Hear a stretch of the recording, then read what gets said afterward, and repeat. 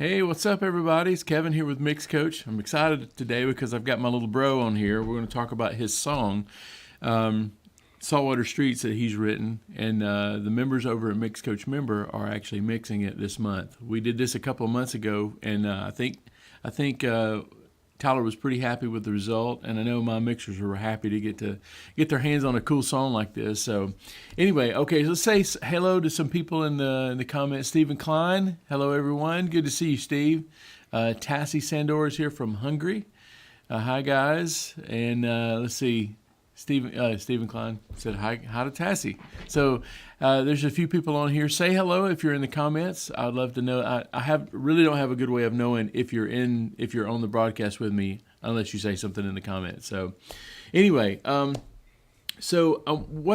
purpose of this today is to give an example of something that I try to teach the guys that are learning to mix from me, is that you want to ask questions of someone who you're mixing for, because if they like blue and you generate the perfect red color, then no matter how good that red color is, it's not going to be what they wanted. So the purpose of this today was to ask a few questions, and I wanted to just go over really quick just a couple of those questions that you'll hear me ask, and then I'm going to go to the comment section within my membership site of the guys who are actually asking questions of Tyler and what he'll want. So one of the things I like to ask is, like, what are you into these days? What's a song or a record or a group that you're wild about? And then I usually ask a follow-up question to that, and that is, what is it about this song that you love? And the reason I ask that is because, you could have something like, you could say, hey, what are you into these days? And they'll mention an artist, and you'll automatically go to, like, the way the drums sound on the artist. But if you don't ask the next question, they didn't even pay attention to the drums. They may like everything but the drums. They love the way the vocal was. So I always ask a second question. So the first question I ask is, what are you into these days?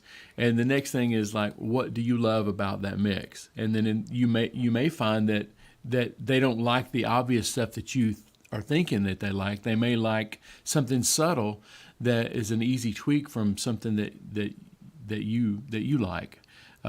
So make sure that you're shooting at the same target that they do. And another question I like to ask is, what is your plan for this song? It could be that that it's going to radio. It could be that it's I don't know. I always just like to know what the plan is for the song. I also like to know when the deadline for the song is, because that'll change what you do to the song. And they may need it really fast, and you're planning on mixing it next week, and that could change the way you mix it. So I always like to ask that stuff. I may or may not get to all of these questions, but the last question I like to ask is, do you need any other versions of the song? So in modern day, a lot of times people will want versions of the song, like a mix minus, like a tracks, an instrumental mix. They may want an acapella mix. They may want something with no drums or whatever. They may be getting ready for a sound, like a live gig or something like that. So I'm going to try to ask Tyler some of these questions whenever we come on. Okay, back to the comments. It looks like Bill McDonald's here, and it looks like Rolf Wyer's here. My buddy Rolf, good to see you, man. I'm not seeing your comment. I probably need to... Bill, we will ask that question. He wants to know what the deadline is. Hey, James. Okay, so without any further hesitation, I've got a little brother. He was born 15 years past me, but I don't know. Lately he's become quite a songwriter, quite a musician. I have utmost respect for him, and this is my little brother, Tyler. What's up, Tyler? You're on screen. Hey. So we had a little bit of audio stuff. Let me know in the comments, guys, if you can hear him okay. So Tyler, man, it's good to see you. I don't get to see you too much. Good to see you too. I lived in California for a while and didn't get to see you much there. And then I moved back, and then you moved to another part of Alabama that I don't get to go to quite often, very often. So tell everybody kind of what you're doing down in Alabama, down in the Gulf Shores area.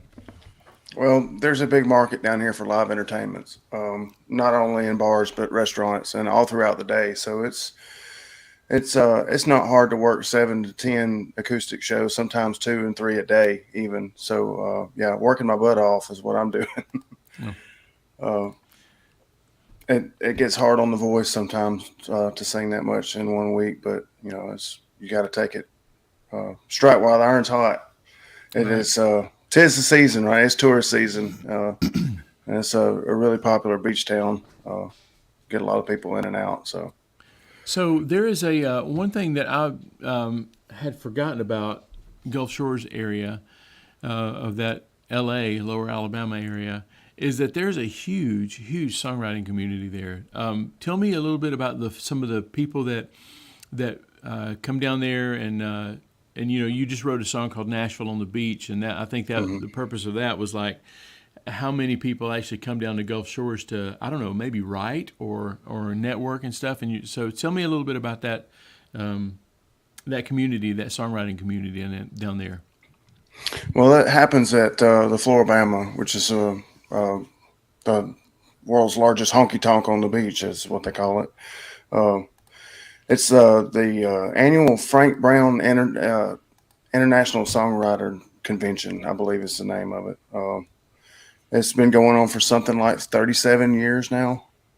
Mm-hmm. Um, and it used to be something where you could submit your songs and pretty much apply to be part of it now, but now it's invitational, so you have to be invited. Um, but it's a really big thing, and you get like independent songwriters as well as like the hit guys. I mean, like Dean Dillon, who wrote most of George Strait stuff, and he's written stuff for Kenny Chesney and Willie Nelson, and just about anybody who's anybody has cut a Dean Dillon song. Um, and then you get a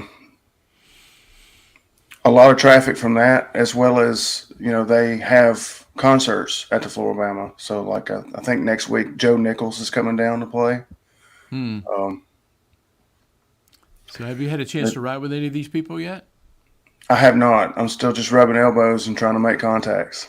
Yeah. Yeah, Well, I have to say, and I'm not saying this because I'm biased, but your first two songs that you've written were knocked out of the park, and I think you're going to get a lot of attention from a lot of people on there. So I'm praying that you get a lot of opportunity out of this. So, I but appreciate that. yeah, but we're gonna talk. We talked a little bit about songwriting and stuff, but so what I thought, I know you probably heard me in the background talking about some of the questions I was probably going to ask you. So, what is the plan for the song? What's your plan for the? Well, this song is basically about bar hopping by boat. That's the Hmm. theme of the song, and Hmm. behind the highway scene here in Gulf Shores and Orange Beach, there's the intercoastal waterway. So, like, basically on the front side of these businesses, so you've got the drive that pulls in off the road, but they've all got docks on the backside, and that's something that a lot of the locals do is go from place to place, you know, um, bar hopping by boat. Um, Hmm. and so I name dropped a lot of the businesses. I think people that just vacation here and just come here just know a little bit about the place are going to relate to this song. But I think locally it's going to reverberate.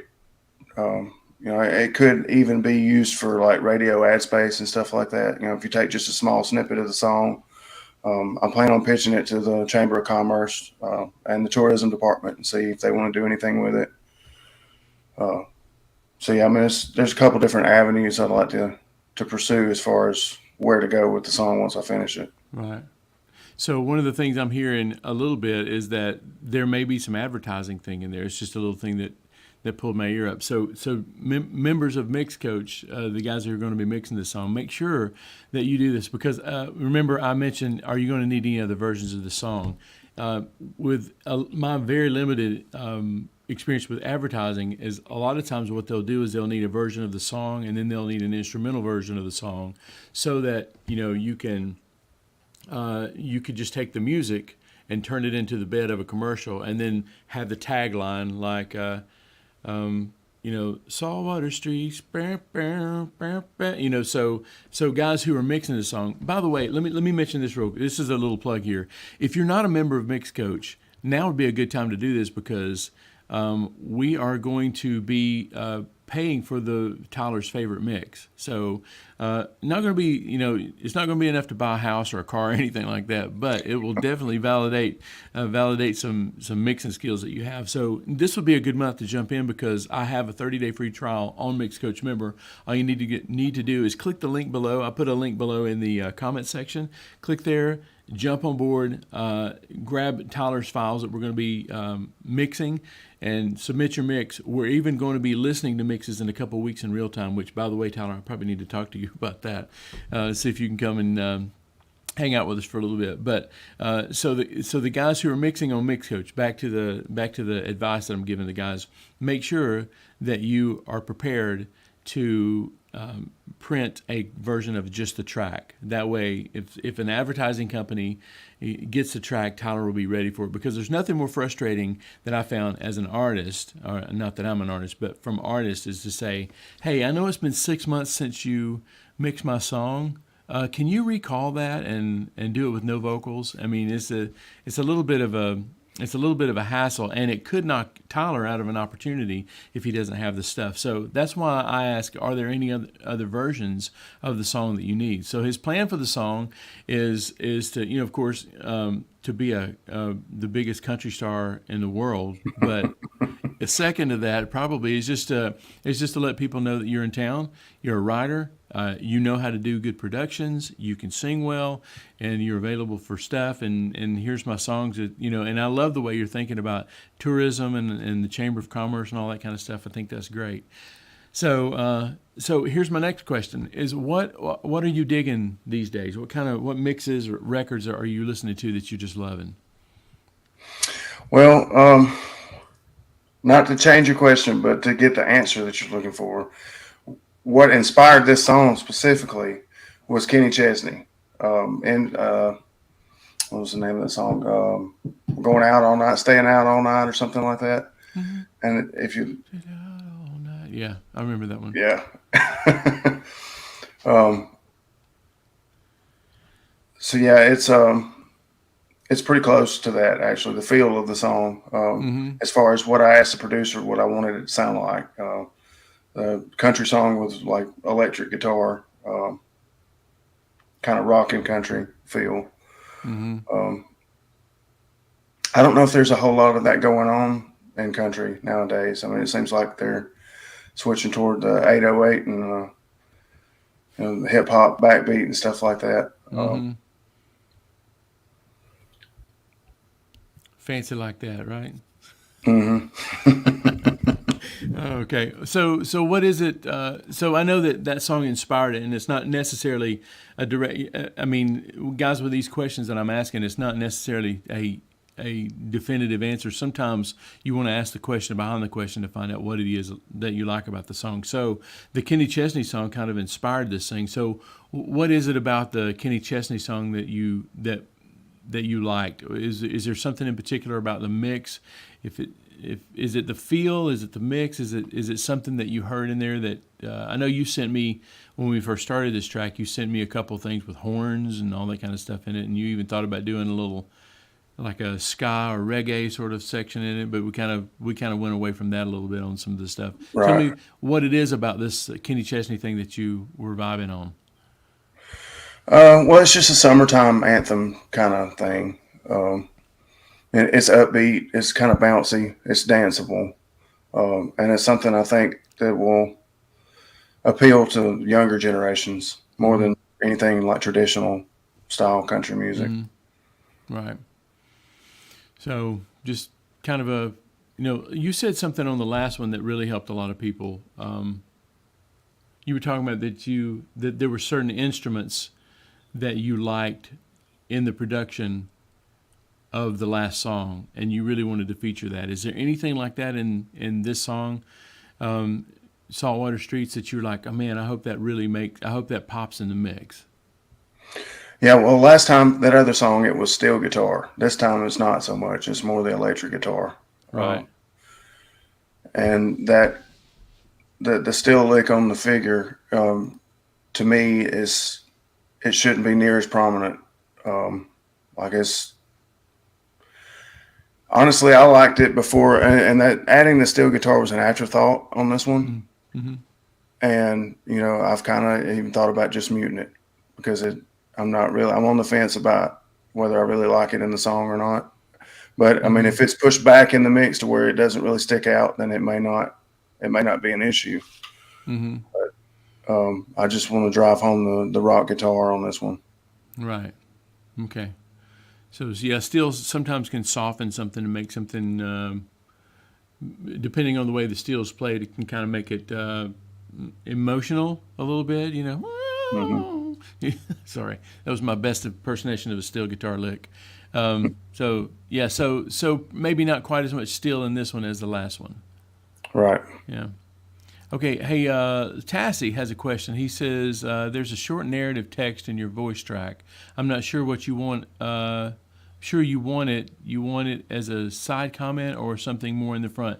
Tassie, that is a fantastic question. Yeah. So when we were doing your vocals, Tyler, we were just kind of going for some.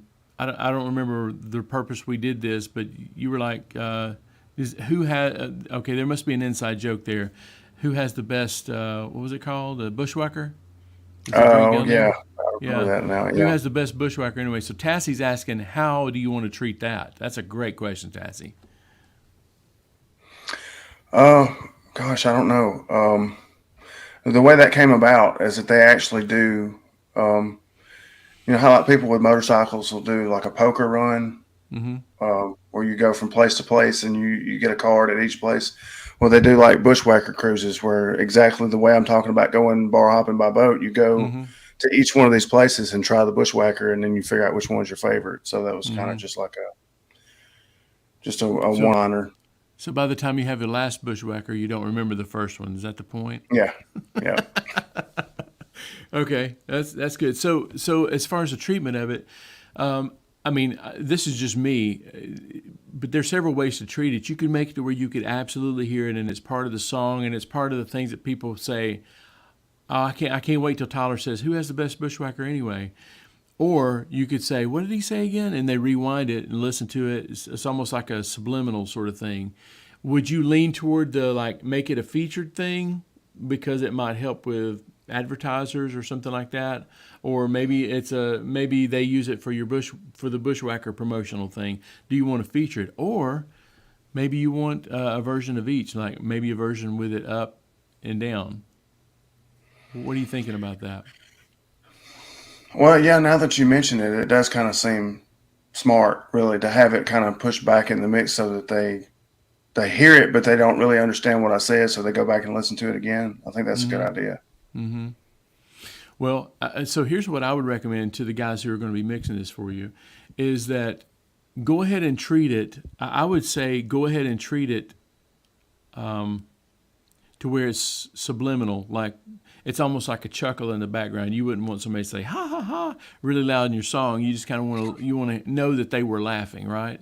And you Yeah. want to know, and really the reason I wanted you to do that is just to make you seem more relatable because you were saying something. You know what I mean? Because whenever I hear somebody sing, it's one thing, but when you hear somebody talk or whatever, it just feels like a different kind of connection. So that's kind of why I recommended that we do that. But so I would say to the mixers, kind of mix it subtly, and then be ready to like give Tyler a version, maybe with that off to the side, so you can add it more of it if you want to. Have it ready to where that other version that we're talking about, to where if somebody says, "Hey, this is the Bushwhacker Committee, Tyler, we're wanting to use your song for our promotion, but we're going to need that phrase a lot louder," and Tyler would be able to say, "I've got a mix for that. The guys at Mix Coach mix my stuff." Anyway, so hopefully that's a little insider information for you guys, and treat it the way you want to. Make it feel good with the mix first and foremost, and then we'll figure out what version, if the versions will work a little later on. So let's see. Okay, so one last question is, what's your deadline on the song? I know that this kind of has been a little longer than we wanted to spend on it. But now's the time to get it out. So I would say, initially I was wanting to release a song with it. It's the beginning of boat season now, and that's the main purpose of this song is to have everybody out there blaring it through their boat speakers. And with that being said, I'd like a lot of punchy low end because the sound carries across the water, as we all know, and I like the vocals to be nice and clear and crisp, so that when a boat passes another boat, it's like, hey, what are they listening to? Okay, that's good info. So I'm thinking, as far as deadline goes, though, is like by the time we listen to this, by the end of this month, we're going to be picking something. Probably, I think it's the 21st. It's a Thursday. I think it's the 21st. I think it's in a couple of weeks that we're actually going to be listening to this stuff, and hopefully we'll be able to listen and kind of narrow it down to one or two or three with revisions or whatever, and then you'll pick one. So deadline is pretty much 21st, 22nd, by the end of the month anyway, right? Yeah. Yeah. Cool. Well, okay, so I told the guys over on Mix Coach to leave some questions if they hadn't. Let's see. And I think we may have already answered this stuff because Tassie asked a question. He said, in the previous song you mentioned you favored the slide guitar. Now we have a lot of guitar tracks, a lot of fills, and even not fill tracks, just a lot of guitar tracks. Is there any that you would prefer to be more out front? Another great question from Tassie. So are there on the wall of guitars that we have, not a wall, there's probably 5 or 6 tracks of guitar that play, interspersed through the song. Are there any certain guitars that you want featured on there, if you can remember the exact arrangement? From what I remember, I think there's some question and answer stuff, and I'd like to do some hard panning with that too, like on the downbeat of the verse, you get like the guitar with the delay, and then it's got that like effect, and then you get an answer lick right behind that would go well, like on the other side. Okay. It's got a totally different tone. Okay, that's good info. That's good. Tassie, let me know if you didn't get that question answered. Bill McDonald says, this is from within the membership side. He says, Tyler, is there a particular track you think makes the song? Out of the 2 songs you wrote, I had to pick one that I like better. I couldn't because they're both fantastic. That's awesome, Bill. Thank you. Yeah. So I think Bill actually is in here, so that you can answer. Is there a guitar like the effect? The thing that you mentioned just now is gold when it comes to. This is the reason I ask questions like this, because if you are smitten by some lick that's in the song that I bury, then I've lost the game. But if I find out from you that you love this lick, I'm going to find a way to at least bring it out where you can hear it, and if not, sometimes even feature it. So is there anything else besides that question and answer thing that you were talking about that you might like featured in this mix? I'm trying to remember because it's actually been a minute since I've actually listened to it.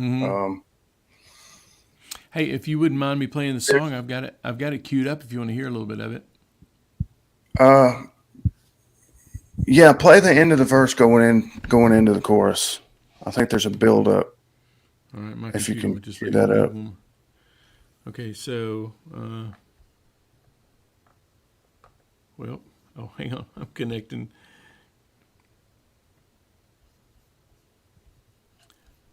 Well, I said I was ready to play it, but I may not be. Give me one second here. There it is. Okay, hopefully you can hear this. Okay, so one of my members, Hector, mixed this, and we'll play a little bit of it here.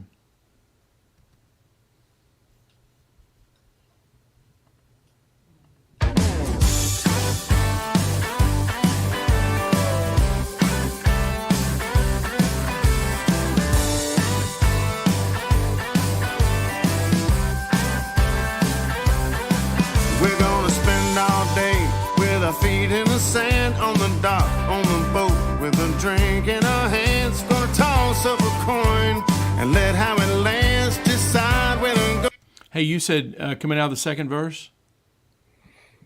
No, I think you were just about there when you paused it. It's the All build right, up all right, going into the end of the chorus. all right. Going to hear which band. There's Lulu's, Tacky Jacks, and Pirates Cove, where we can stop in at Island Time for a daiquiri to go. Where we'll end up, there's only one way to know. We're gonna try That lick right there. Yeah, that's cool. That that one. Yeah, that's cool. Yeah. So if I were you guys, I would probably just pick out little guitar licks like that because tell me again who played the guitars and stuff on it. Josh Bright. Josh Bright also lives in Alabama, and then we got Yeah, Steve he's not Brewster to pro play ass. drums on it, and then I played bass on it, and the steel was Zane King, I think, right? Yep. Right? Yeah. So yeah. So I would be listening for little licks like that to pull up. I do that anyway, but just knowing that Tyler likes a couple of those licks is good information to have. So okay. Yeah, since you mentioned the drums too, it's like the other song, the drums that we used were all programmed, and this one we use Steve, and the whole rock and country feel. I think the drums are important with too. I mentioned punchy low end on the bass, but I mean Steve's such a good drummer, and he did such a good job on that track. I'd like to have it featured with the guitars because I mean that's what rock and roll is, right? In your Drums face and drums, guitars. right? Drums and guitars. Okay, so Steve, my buddy Steve Borden says, Tyler, solid song, well written and performed. He asked if it was Kevin on bass. It's me. Many guitars and supporting tracks. What is the end game in the mix? What do you want it to sound like? I think we've answered that stuff so far. Interesting that the backup vocals are not as numerous as the guitar in supporting tracks. Intentional. Yeah, I think we kind of just stripped this down to as far as background vocals goes, we just kind of stripped it down to like just a one, like I think on the last one, there was, I think there was a couple of stacked tracks. I can't remember exactly, but yeah, we actually took some of the background vocals out of this one, didn't we? Yeah. Yeah, it was intentional, Steve, just to kind of sparse background vocals. Cause I feel it feels like it's not as produced as the other track. It was not as many oohs and ahs and stuff like that, and more of like a band live sort of thing. And I think that one person singing a harmony part is kind of a way to do that. So, good question, Steve. We'll go back to the comments real quick. Okay, so Steve Klein says. Should we be listening to the final mix of Tyler's song Nashville on the Beach when it's mixing this song so it sounds similar, like from the same album? That's another great question, Stephen Klein. Tyler, what about that? Do you want these to be kind of related as far as mix-wise, or do you want them to sound different, or should they be listening to the other mix that you did as a reference? I don't see where that would be a problem for them to be close, but I do think the songs are separate and they have a different feel. You know, The other one's more of a ballad, where this one is upbeat and really punchy. Right. So what I'm hearing then is that it needs to stand on its own, but it also doesn't need to be completely different than the other one. It needs to sound related, but not. I mean, I wouldn't sacrifice, because the drums are completely different, the background vocals are completely different, and we're wanting more guitars, and in that one we wanted more steel guitar. I would say that it would be dangerous to try to compare that one to this one directly, Stephen. I would say, get this one as cracking as you can, and then like if your vocal is not as loud as the one in the other one, then you might want to think about that. Or maybe the bass is not as loud or too loud or something like that. Just compare it like that. I would just go spirit of the law and not letter of the law as far as like comparing the mixes. You know what I mean? So I think we answered Tassie's question. Elliot says, I call them guitar fills. I think that must be related to another question. I think we're talking about those that little climb thing going into the first chorus, I think is what he may be talking about. Let's see. Tassie had one more question here. 3 is percussion track. I may neglect it. Do you want it to stay? 3 is percussion track. I can't remember the percussion track, Tassie. And I'm not looking at the multi-track right now. You think that could have been something that was there before we did the live drum overdub? It Or could what? have been. It could have been. 'Cause that was after the fact. Yeah, it could have been. So I would say, as far as that percussion stuff, I would say as long as it's not because I programmed the drums on this one to begin with, but I don't think I put any of that in the files that the members are going to be downloading. So I would say that if it's there, it's usable. And I think I don't think if it's in there, it's that Tyler's going to eliminate your mix because he didn't want the percussion track in there. I think the overall win for this, Tyler, for you is going to be how does it make you want to jump on a boat and go get a bushwhacker and turn the music up, right? Mm-hmm. Okay. Yeah, guys, these are some great questions. This is why I hang out with these guys. They're smart and they ask really good questions. Hey, Tyler, is there anything else that we need to know about the song? I feel like we've covered everything, but just wanted to make sure that there wasn't anything that we needed to know about the song. I think you've pretty well covered it. Yeah, I mean, I like Can't wait to hear the mixes. For instance, and I'll just tell you some things I have that I could have easily missed before. I don't think I missed it, but in a song like this, if there is a person singing background vocals and they were somebody famous, then you would need to let people know, or people would need to have asked, who is singing background vocals? Do you want that featured? How do you want to treat the background vocals? And as far as that question, the person is not famous singing background vocals, so just kind of make it blend in with the track. So there's like 2 places you can put background vocals, in my opinion, like even with the vocal or kind of even with the band. And I think these background vocals probably need to be more even with the band. Unless you can get somebody famous to come and sing background vocals, which might be a good call for next time, right? Yeah. Well, you keep working on your connections, bro. Yeah. Yeah. So anyway, okay. So Tassie says, all right, thanks. I think he got all of his questions answered. So let me just mention one more time. We've got some great mixers on Mix Coach Member. And if you want to throw your hat in the ring and you want to compete with some of these awesome mixers here, go to mixcoachmember.com or click the link below in the comments section or in the description, and you can sign up for 30 days for free. You can get in here and you can get in what I feel like is one of the best mixing communities around. I know we got the best music, right, Tyler? The best mixers for sure. All right. Well, man, it's been good to hang out with you and chat with you. It's a shame that we had to do it publicly instead of like just FaceTime. We don't never get to FaceTime that much unless we're Marco Polo, I guess. But anyway, I'm still planning on coming down to see you play here sometime soon, hopefully. Come on, anytime. Yeah. All right. Well, I'm gonna let you go for now, bro. I love you, and I'll see you in a couple of weeks. Okay, I'll get you that date that we're gonna listen to the mixes. All right. Okay, sounds good. Looking forward to it. All right. See you, bro. Bye. Bye. All right, so that's my little bro Tyler. Anyway, hope you enjoyed that. Hope you found something helpful in there. If you don't participate in this mix, it's all good too, I guess. But would love for you to come and mix with us.